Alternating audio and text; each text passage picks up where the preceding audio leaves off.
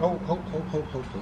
I knew you was going to do that. I want you to, you remember, we're doing half an inch and a half screws. So you got to look at I did. what does it say? 1.5 inches. No. Nope.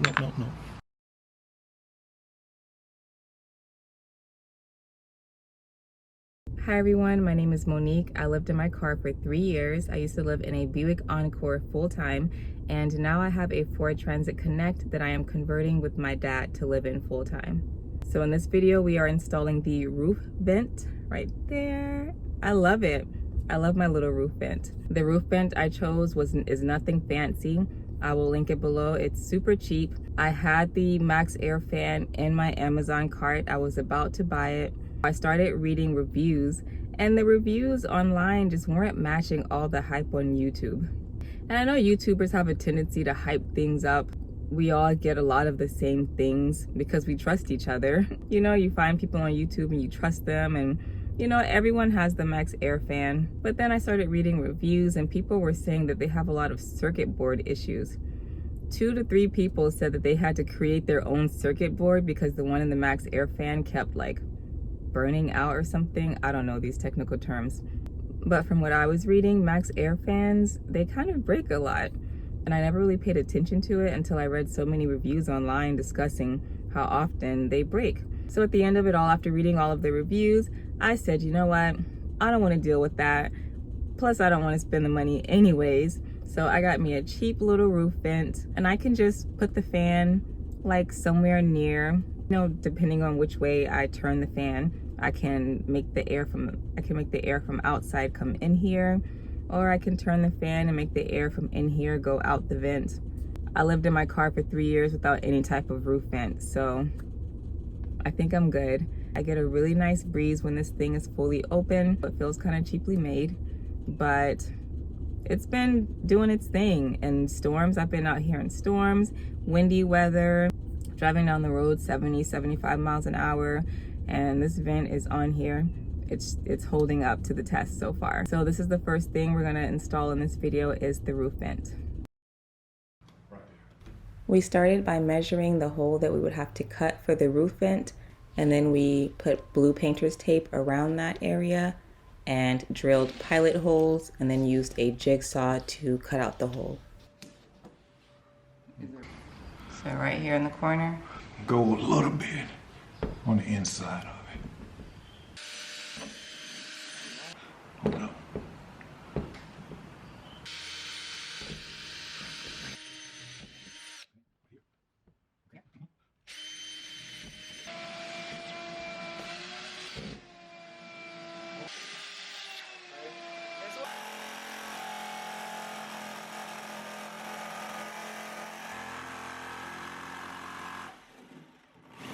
We added a little more tape to help keep things stable because the metal was starting to shake a lot with the jigsaw.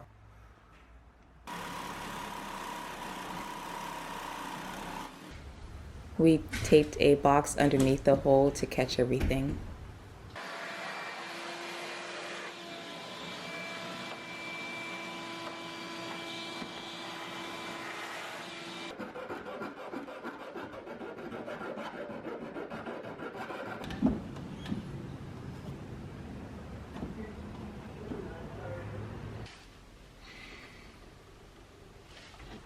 Once we were sure it fit, we drilled the holes in the van that we would need to screw down the vent.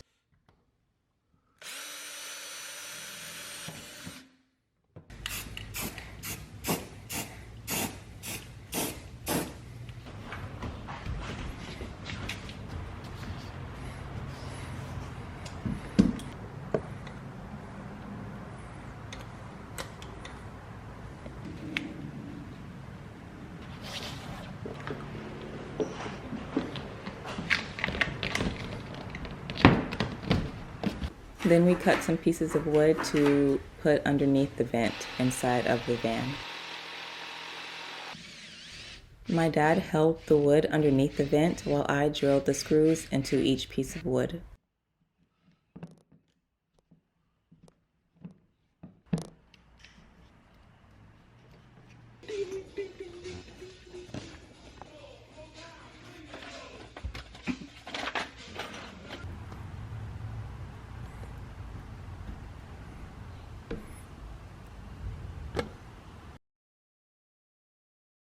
Next, we are installing the ceiling.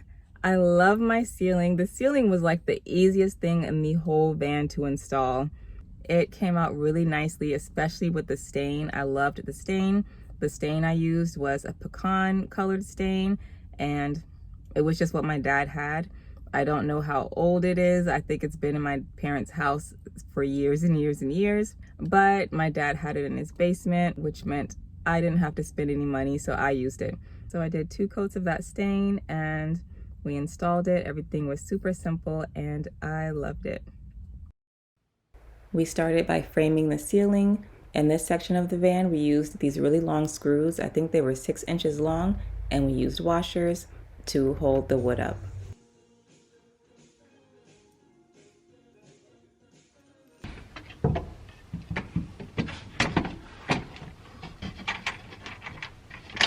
Okay. Give me that.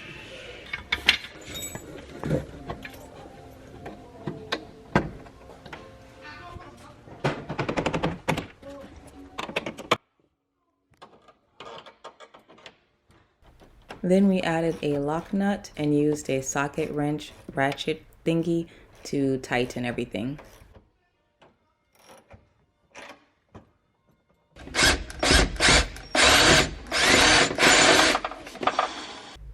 For this section, we added L brackets to the ceiling, and we're going to use that to hold the framing wood in that area.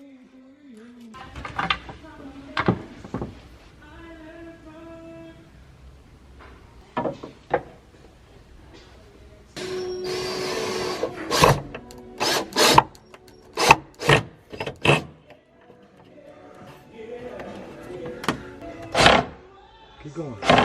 Keep going. Keep going.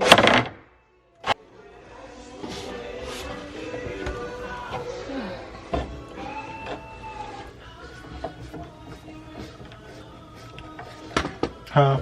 Oh, it's so much easier.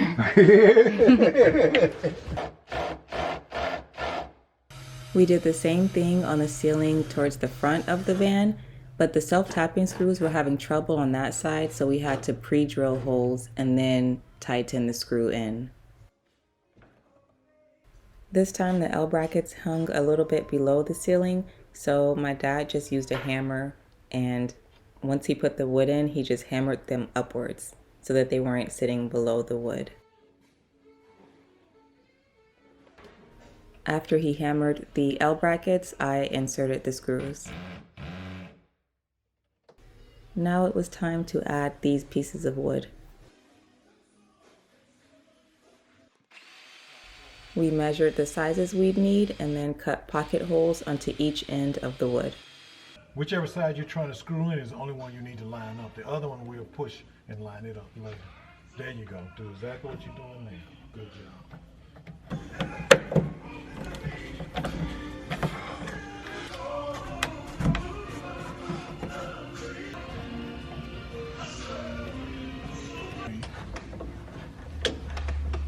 This was it just went so smooth. Yeah, this one went way more smooth. Pieces made. Exactly. Okay, I'm gonna get the insulation. Wow, left enough space, huh?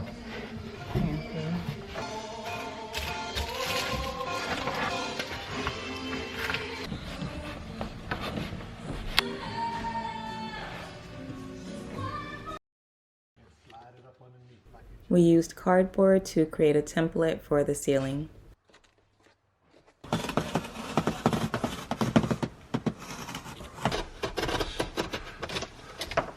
Then we traced the template onto 1/4 inch plywood and cut it.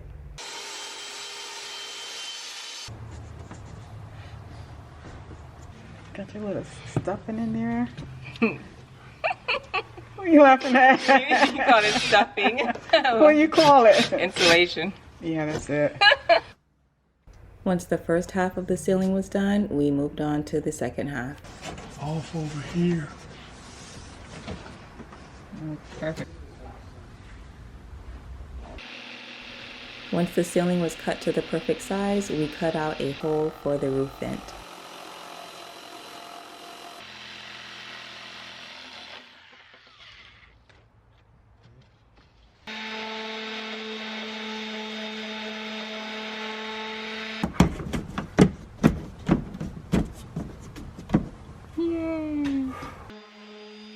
Before staining the ceiling, I sanded the edges and the top of the wood.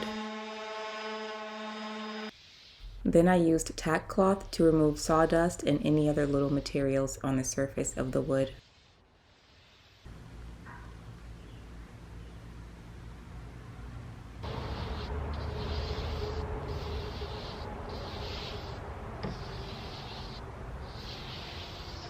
This is what it looked like after the first coat. I let it dry overnight and then I did one more coat. Yeah. It looks great. And then you can always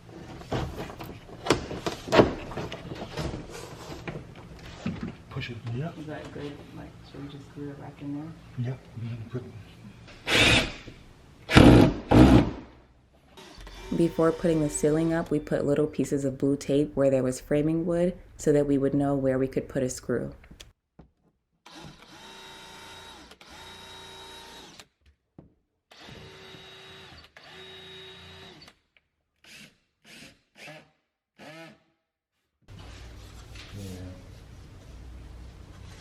The ceiling is in, and all we had to do was put the bottom of the vent, the little framing piece, underneath, and that was it.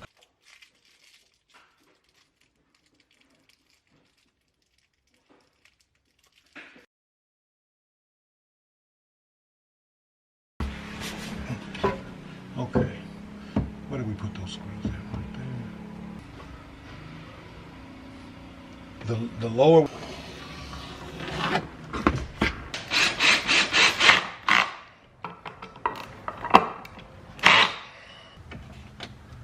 Okay.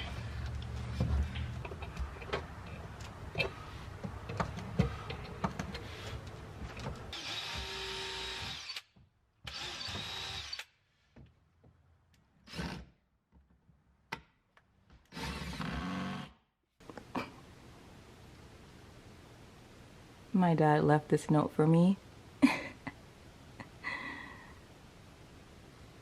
that I can get started without him. To finish the shelf, I used 3/4 inch plywood and I drilled holes where I would insert the screws.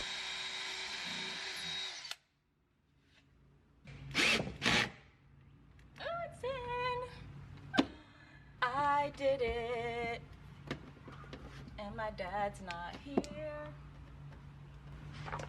Did I do it right?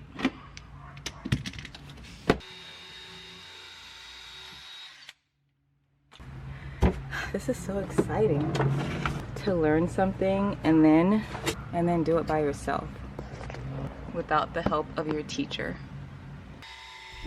I pre-drilled the holes and then I inserted the screws. So for the sides, we just got wood and we measured it so that it would fit in here. And then we're just going to drill screws in these pocket holes. Wait, this isn't...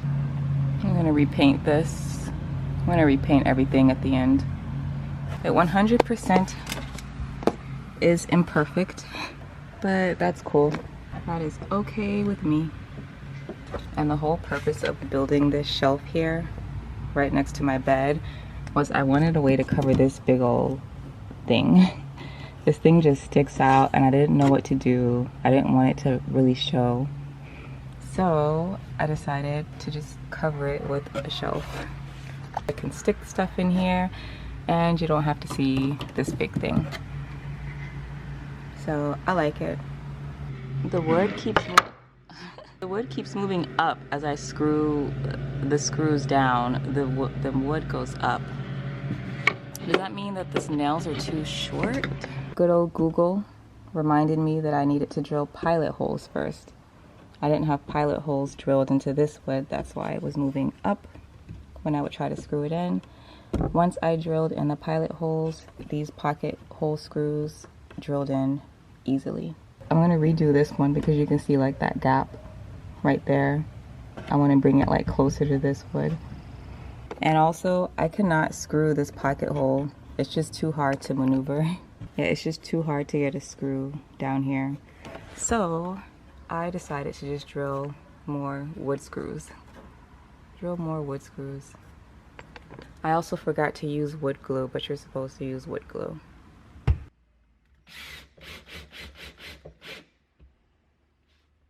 It wobbles a little. It wobbles because this wood isn't screwed to anything. Because there's like nothing behind this wall. There's no framing wood here. And the same with this side. But the foundation, like the base, this is solid.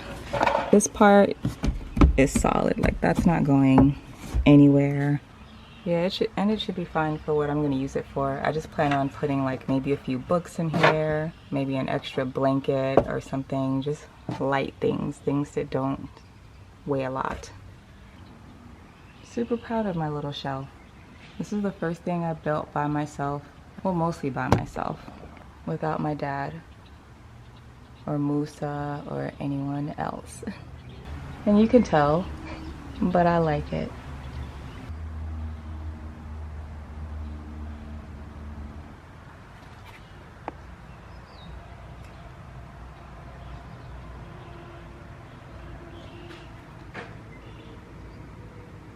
And I like that this hole is still exposed so that I can easily get to these wires, because that gray thing is actually, I think it's like my rear light, my reverse light or something.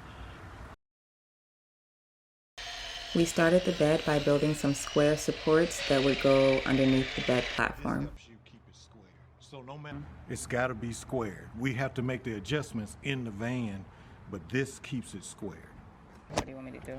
Oh, you're gonna get the pocket hole thing, and you got to figure out which one you've got to use on the pocket thing. Oh, 1.5 inch. 1.5 inch. So now you got to figure out what are you going to use as far as the They're pocket. all the same? All of these are the same. These are, you got to adjust that to what? 1.5. Okay. Now what else do you have to adjust? It says thickness of this wood, you need to do a 1.5 inch, and you got to adjust that. That's what this thing is for, and you got to adjust that. Okay. Okay. Once we cut the wood for the supports, we drilled pocket holes on the ends. You have to put the glue on. Put it on here, and I'll spread it on there. You're gonna go like this. You're gonna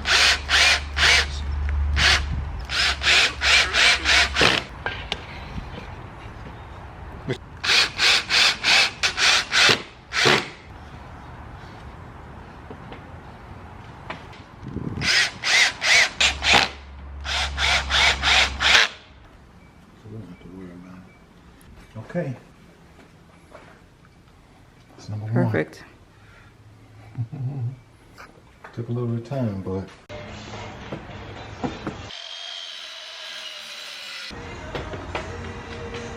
Hi, you are currently being...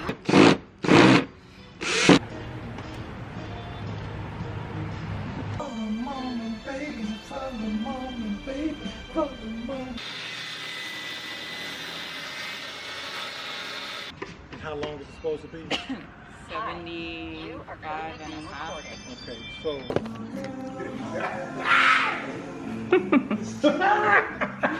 You're so cute, Dad.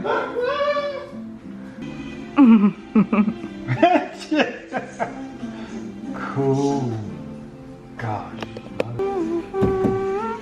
One lay on it. Let me get your picture. So we're gonna have to make another one for there, and we're gonna have to make one for the other end too. Even though when it's screwed down, it might make a difference. But yeah, it's still bowing. Yeah, it's bowing. Yeah, we could have probably made it a little lower, but I'm satisfied. yeah, cool.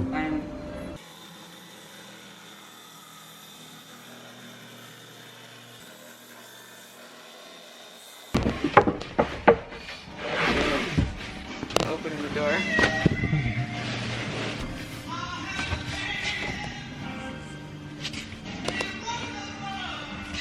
Like, I'll be like on my computer stuffing. So I have my cabinet here.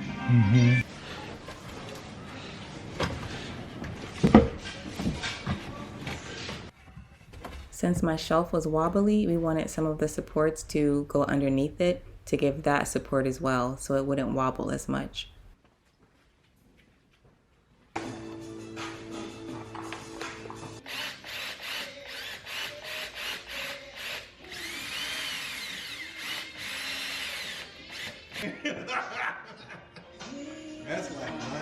Hey, dang.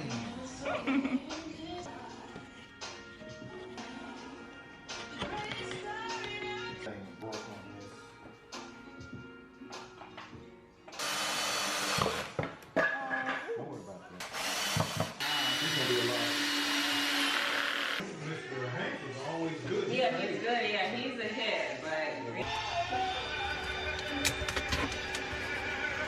Let's get another.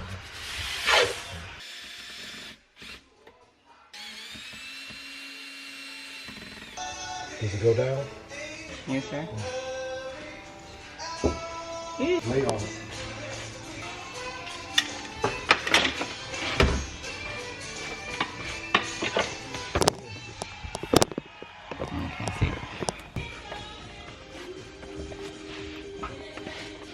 Oh, on the outside part, Yeah. that part. Yeah. Oh. That's what I'm talking about. We got to get something.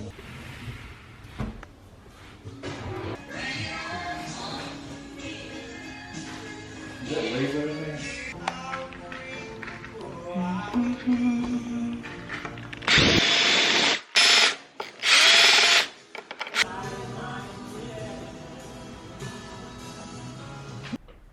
We added a piece of 3/4-inch plywood to the back of one section of the bed because I didn't have anything to lean back against. The other half of the bed has the shelf for me to lean back against, so it didn't need anything.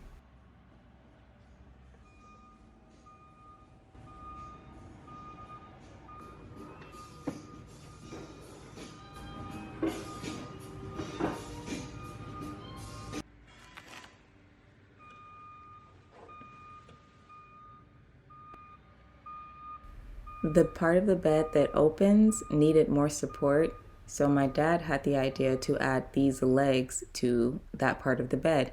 They're actually made for shelves that you put on the wall, but they work really well on the bed. The legs were a little too long, so my dad cut the ends of each of them.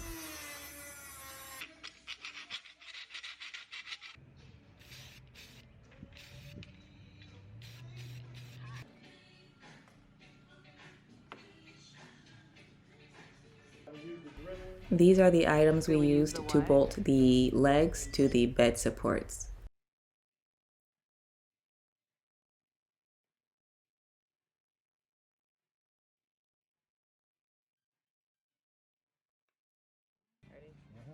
The screws wouldn't fit into some of those T-shaped bracket thingies, so we had to drill the holes a little bit bigger. It's the third drill bit of my dad's that I broke. Poor dad.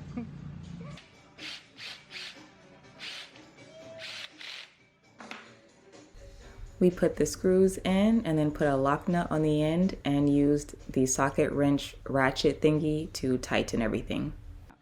We could have easily just drilled screws directly into the support, the bed supports, but we did it this way because I didn't want these legs to be sticking out in front of my bed, if that makes sense. Like, I didn't want my legs to keep hitting them or anything like that.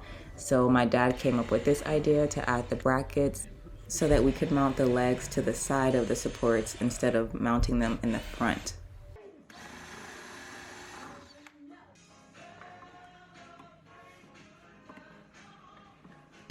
We drilled pilot holes and then tightened the screws in and then added lock nuts. Okay. Yes, sir. Awesome.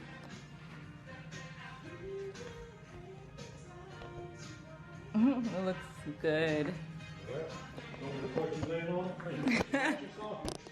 Oh.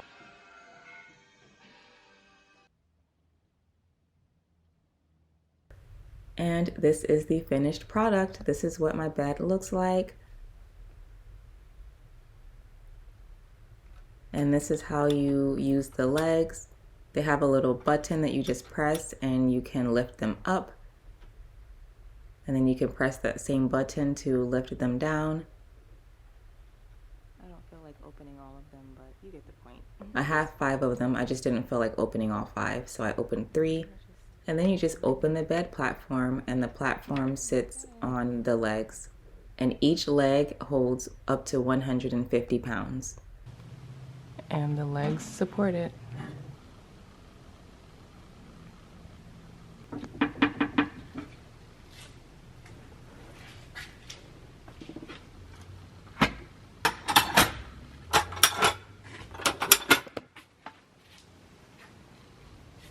And I forgot to show you in my last video with the solar panel install, but here's my power station and it's connected to these solar panels. And I just keep it under my bed.